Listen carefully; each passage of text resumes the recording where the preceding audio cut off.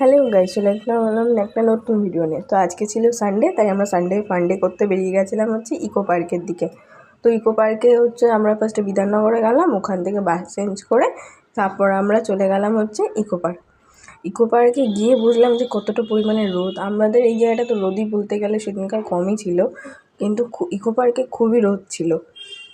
আমাদের ওখানে ঢুকতেই একদম কী বলবো, হাল বেহাল হয়ে গেল।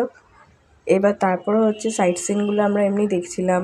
তারপরে ওই যে 7 আজুবা দেখতে চলে গেছিলাম, কারণ 8 আজুবা তো ছিলাম আমরাই ওখানে। 7 আজুবা সব দেখছিলাম, যা যা ছিল ঘুরে ঘুরে। কিন্তু ছবি তোলার যেই ব্যাপারটা থাকে আমাদের মধ্যে, কোথাও গেলেই ছবি তুলবো, ছবি তোলাটা খুব কষ্টকর ছিল। রোদের মধ্যে তাকানোই যাচ্ছিল না, এমন একটা অবস্থা ছিল।